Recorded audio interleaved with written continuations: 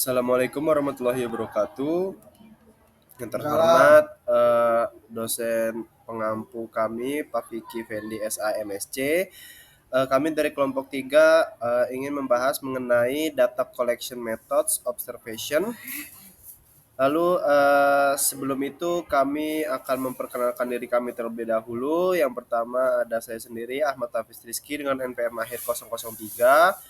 Lalu ada Muhammad Wafi Azizi dengan NPM akhir 010. Lalu ada Muhammad Akbar Atalaga Gasaputra dengan NPM akhir 018. Dan ada Muktafil Yamrillah Diha dengan NPM akhir 355. Baik, yang pertama kita akan membahas definition and purpose of observation. Nah, jadi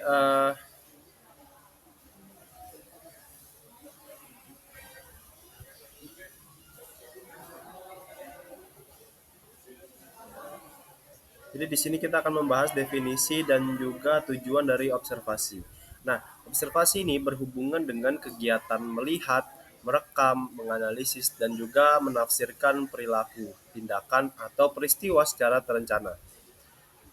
Nah, berbagai pendekatan observasi telah digunakan dalam riset bisnis. Observasi dapat dibedakan berdasarkan empat dimensi utama yang menunjukkan bagaimana observasi dilakukan, yaitu yang pertama, kontrol. Apakah observasi itu dilakukan di lingkungan buatan atau di lingkungan alami? Nah, yang kedua yaitu peran pengamat. Apakah pengamat itu merupakan bagian dari kelompok tersebut yang diamati atau bukan? Nah, yang selanjutnya yaitu struktur. Jadi sejauh mana observasi itu terfokus, sudah ditentukan sebelumnya, sistematis dan bersifat kuantitatif. Lalu yang selanjutnya adalah ketersembunyian observasi. Jadi apakah anggota kelompok yang diamati itu mengetahui bahwa mereka sedang diteliti atau tidak. Nah, keempat dimensi utama ini membedakan metode observasi tertentu yang akan dibahas pada bagian selanjutnya. Lalu yang selanjutnya yaitu four key dimension that characterize the type of observation. Nah, di sini kita membahas mengenai empat kunci dimensi uh, utama yang membedakan jenis observasi. Nah, di sini kita akan membahas observasi yang terkontrol dan tidak terkontrol. Jadi perbedaan dapat dibuat antara observasi yang dilakukan dalam lingkungan terkontrol atau buatan dan lingkungan yang tidak terkontrol atau alami. Nah, observasi sering dilakukan di lingkungan alami, namun observasi juga merupakan metode potensial dalam pengumpulan data dalam tradisi penelitian eksperimental yang terkontrol. Nah, sebuah studi observasi dikatakan memiliki tingkat kontrol yang tinggi ketika situasi atau pengaturannya dimanipulasi atau dikendalikan oleh peneliti, misalnya mempengaruhi subjek seperti konsumen, karyawan, atau investor pada situasi atau kondisi tertentu seperti tata letak toko tertentu, kondisi laboratorium tertentu, dan lainnya, yang memungkinkan peneliti mengamati perbedaan perilaku individu dalam merespons situasi tersebut. Nah, observasi terkontrol itu dapat dilakukan di laboratorium seperti toko simulasi atau ruang perdagangan simulasi atau di lapangan misalnya di sebuah toko. Nah, jadi observasi terkontrol itu terjadi ketika penelitian observasional dilakukan dalam kondisi yang diatur dengan hati-hati. Sedangkan observasi tidak terkontrol adalah teknik observasi yang tidak berusaha mengatur, memanipulasi, atau memengaruhi situasi. Peristiwa berjalan secara alami dan peneliti mengamati kejadian ini tanpa mengganggu kondisi di dunia nyata. Nah, keuntungan observasi tidak terkontrol adalah orang dapat diamati dalam lingkungan alami mereka, seperti saat berbelanja atau bekerja. Namun, kelemahan utamanya adalah sulit memahami penyebab suatu peristiwa, tindakan, atau perilaku karena peneliti itu tidak mengontrol faktor apapun. Nah, selanjutnya yaitu partisipan versus non-partisipan observation. Di sini membahas mengenai observasi partisipan dan non-partisipan. Jadi peneliti itu dapat mengambil salah satu dari dua peran ketika mengumpulkan data observasi, yaitu sebagai pengamat non-partisipan atau pengamat partisipan. Nah, dalam observasi non-partisipan, peneliti itu tidak terlibat langsung dalam tindakan para pelaku, tetapi mengamati dari luar jangkauan penglihatan mereka, misalnya melalui kaca satu arah atau kamera. Nah, observasi partisipan itu adalah pendekatan yang sering digunakan dalam studi kasus, studi etnografi, dan studi teori dasar. Dalam observasi partisipan, peneliti itu mengumpulkan data dengan berpartisipasi dalam kehidupan sehari-hari, kelompok atau organisasi yang sedang diteliti. Menurut Spertley 1980, itu mengembangkan tipologi untuk mendeskripsikan tingkat partisipasi peneliti. Tingkat paling rendah adalah partisipasi pasif, yaitu peneliti mengumpulkan data tanpa menjadi bagian penting dari sistem suatu organisasi. Misalnya, peneliti itu duduk diam di pojok ruangan kantor dan mengamati bagaimana seorang pekerja menghabiskan waktunya. Ada juga partisipasi moderat. Itu terjadi ketika peneliti tidak berpartisipasi aktif tetapi sesekali berinteraksi dengan kelompok yang diteliti. Nah, dalam penelitian baru, ketika peneliti tidak familiar dengan aktivitas dan budaya kelompok, banyak peneliti memulai dari level ini sebelum meningkat ke tingkat partisipasi yang lebih aktif. Lalu selanjutnya yaitu partisipasi aktif. Adalah ketika peneliti itu benar-benar terlibat dalam hampir semua hal yang dilakukan kelompok sebagai cara untuk memahami perilaku mereka.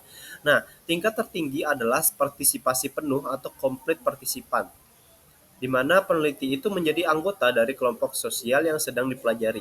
Observasi partisipan penuh melibatkan eh, pencelupan total ke dalam kehidupan kelompok. Misalnya, jika peneliti ingin mempelajari dinamika dalam organisasi kerja, ia dapat bergabung sebagai karyawan dan mengamati dinamika kelompok dari dalam.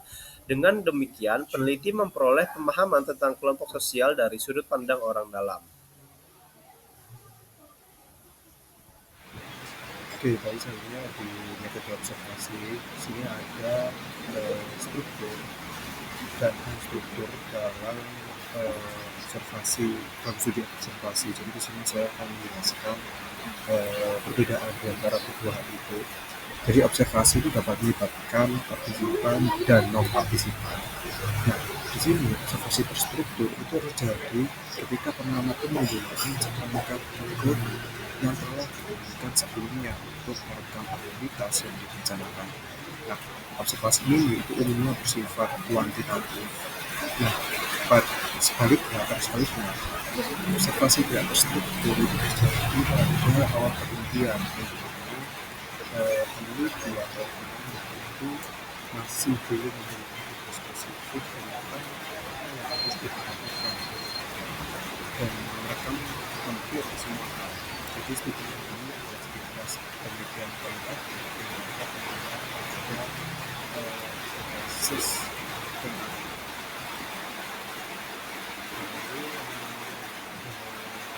metode versus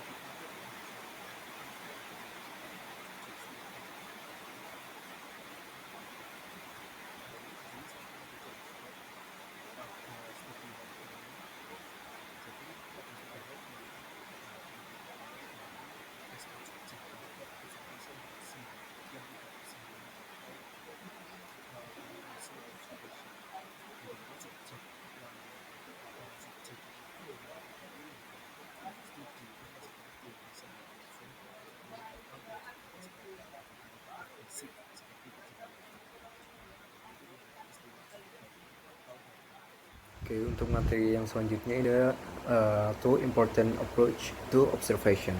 Nah, ini dalam metode observasi itu ada dua pendekatan utama yang sering digunakan oleh peneliti untuk meneliti apa yang menjadi tujuan mereka dalam meneliti kasus tersebut.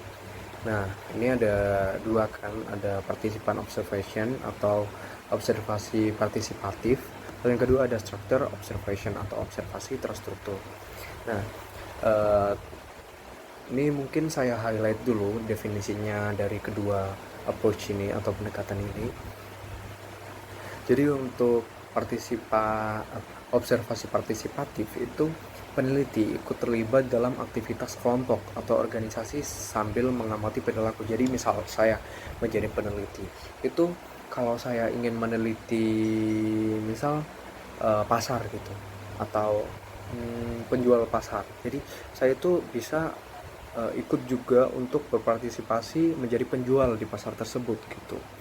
Nah, lalu yang kedua itu ada structure observation. Peneliti itu menggunakan format atau instrumen terstandar seperti checklist, coding, sheet, atau kategori tertentu saat melakukan observasi. Nah, kita mulai di bagian yang pertama, partisipan observation. Jadi, observasi partisipatif itu adalah peneliti mengumpulkan data dengan ikut berpartisipasi langsung dalam kegiatan sehari-hari subjek penelitian. Seperti yang saya jelaskan di awal tadi. Nah, tujuan utamanya itu adalah peneliti itu agar bisa memahami perilaku, interaksi, lalu makna sosial itu dari sudut pandang orang yang diteliti tersebut atau insider perspective. Nah, pendekatan ini itu pertama kali diperkenalkan oleh Bronislaw. Nah, yang mengatakan bahwa metode ini untuk membentuk atau membantu peneliti memahami cara masyarakat melihat dunia mereka. Jadi kalau bahasa yang sekarang itu POV gitu. POV. Jadi peneliti itu tahu POV-nya yang diteliti itu kayak gimana atau POV dari partisipan itu kayak gimana gitu. Oke, yang selanjutnya ini ada the participatory aspect of participant observation. Jadi bagian ini itu menjelaskan tingkat keterlibatan peneliti dari tidak ikut sama sekali hingga ikut menjadi bagian dalam aktivitas kelompok. Ini sudah saya tuliskan di PPT level of participation-nya. Jadi untuk yang level pertama itu pure observation. Jadi ini tuh murni peneliti hanya mengamati tanpa ikut terlibat dalam aktivitas sehari-hari partisipan. Lalu yang kedua ada moderate participation. Nah, ini peneliti itu ikut sebagian aktivitas dari partisipan yang diteliti oleh peneliti, tetapi tetap menjaga jarak, jadi nggak yang langsung gitu. Lalu ada active participation. Nah, ini peneliti itu ikut aktivitas sambil tetap menyatakan dirinya itu sebagai peneliti. Jadi saya misal meneliti di sebuah pasar yang menjual gitu, penjual. Nah, ini saya nggak apa-apa jadi penjual, tapi saya juga mengatakan bahwa saya itu peneliti gitu, mau meneliti atau menjelaskan tujuan saya di sini tuh apa gitu. Nah, lalu ada juga yang complete participation. Nah, ini tuh peneliti ikut sepenuhnya seperti anggota kelompok atau bagian dari objek yang diteliti. Nah, kadang tanpa memberitahu identitas asli dari peneliti. Jadi kalau ini itu misal saya di pasar tadi itu ya udah saya benar-benar kejual. Jadi kayak melakukan penyamaran gitu. Namun complete participation itu sering dianggap tidak etis karena bisa menipu subjek. Lalu yang selanjutnya ini the observation aspect of participant observation. Nah, selain terlibat, peneliti itu juga harus mencatat dan menganalisis apa yang diamati. Nah, langkah pentingnya itu yang pertama memilih lokasi penelitian atau site kan, yang kapan lalu saya jelaskan di bab sebelumnya. Lalu yang kedua itu mendapatkan izin dari pihak berwenang. Nah, misalnya manajer atau pimpinan organisasi, atau kalau misal di sebuah desa itu atas izin Pak Kepala Desanya gitu.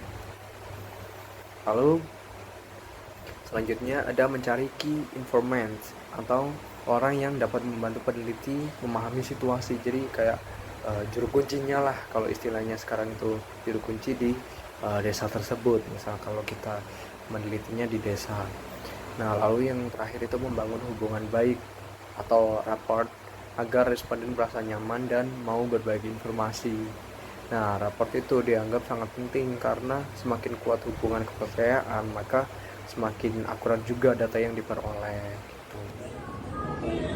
Oke, selanjutnya kita akan membahas tentang observasi terstruktur, yaitu apa itu observasi terstruktur? Observasi terstruktur adalah metode pengumpulan data yang sifatnya kuantitatif. Jadi untuk fokus dalam observasi ini adalah untuk meneliti, tidak mengamati segala hal, melainkan fokus secara selektif pada fenomena yang sudah ditentukan sebelumnya. Untuk tujuannya itu menguji hipotesis dengan data numerik. Untuk contohnya yaitu seperti Mr. Shopper, yaitu peneliti yang terhati itu menyamar sebagai pembeli untuk menilai layanan karyawan berdasarkan daftar periksa atau checklist yang ketat. Selanjutnya studi Perman atau Thomas Perks, yaitu seorang mahasiswa itu mengamati apakah label nutrisi itu mempengaruhi konsumsi permen, yaitu duduk di dalam mobil pura-pura menunggu servis padahal sedang menghitung berapa banyak orang yang mengambil permen dari mangkuk dengan label plus tanpa label. Selanjutnya kita akan membahas tentang Scottish Schemes atau skema pengkodaan, yaitu ini tuh adalah instrumen terpenting dalam observasi terstruktur. Yaitu skema pengkodaan ini adalah aturan atau formulir yang digunakan untuk mencatat apa yang dilihat. Untuk syarat skema pengkodaan yang baik itu ada 4, yaitu yang pertama itu fokus, yaitu harus jelas yang diamati. Yang kedua yaitu objektif, yaitu tidak membutuhkan interpretasi atau tebakan dari pengamat. Yang ketiga yaitu mudah digunakan. Yang keempat yaitu mutually exclusive dan selective exclusive, yaitu mutually exclusive itu kategori tidak boleh tumpang tindih, dan untuk kolektif exclusive itu skema itu harus mencakup semua kemungkinan perilaku yang mungkin terjadi. Ada catatan data itu ada 3, yaitu simple checklist dan juga sequential rows dan juga sequential rows on time scale. Untuk simple checklist ini tuh hanya mencatat frekuensi. Untuk sequential rows itu mencatat urutan kejadian. Untuk sequential rows atau on time scale itu mencatat urutan kejadian beserta durasinya pada garis waktu atau timeline. Ini tuh memberikan detail yang paling lengkap.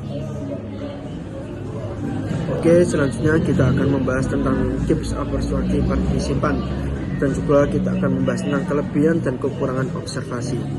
Untuk yang pertama kita akan membahas tentang tips observasi partisipan, yaitu teks juga memberikan saran bagi peneliti yang terjun langsung ke lapangan. Yaitu yang pertama itu jangan mencolok, yang kedua itu kenali lingkungan sebelum mengumpulkan data, yang ketiga itu perhatikan interaksi, siapa bicara pada siapa yang kita hormati. Yang keempat yaitu catat kata kunci percakapan untuk diingat nanti. Selanjutnya yang kelima yaitu bersabar dan juga toleran terhadap ambiguitas. Selanjutnya kita akan membahas tentang kelebihan dan kekurangan observasi. Untuk kelebihannya itu data perilaku asli. Itu Anda mendapatkan data tentang apa yang sebenarnya dilakukan orang, bukan hanya apa yang mereka katakan. Untuk yang sering kali berbeda. Selanjutnya ada bebas dari bias responden, yaitu tidak tergantung pada ingatan atau kejujuran subjek. Selanjutnya itu bisa mengamati lingkungan, bisa melihat faktor cuaca, tata letak ruangan atau alur kerja yang mempengaruhi perilaku. Selanjutnya cocok untuk subjektif sulit, yaitu saat berguna untuk meneliti anak-anak itu yang sulit diwawancari atau yang sangat sibuk. Selanjutnya untuk kekurangannya yaitu reaktivitas. Orang yang mengubah perilaku menjadi jika tahu sedang diamati, namun sering waktu mereka biasanya akan terbiasa dan kembali normal. Selanjutnya seperti contoh maliciousness dengan penduduk asli. Selanjutnya kita untuk kekurangannya itu bisa mengamat, selanjutnya waktu dan juga biaya. Untuk bias mengamat ini peneliti itu bisa saja salah menginterpretasikan apa yang dilihat atau menjadi bosan sehingga pencatat tidak akurat. Sehingga waktu dan biaya ini, observasi itu bisa memakan waktu dan lama dan juga mahal karena biaya yang lain-lain. Selanjutnya cukup sekian presentasi dari kelompok kami.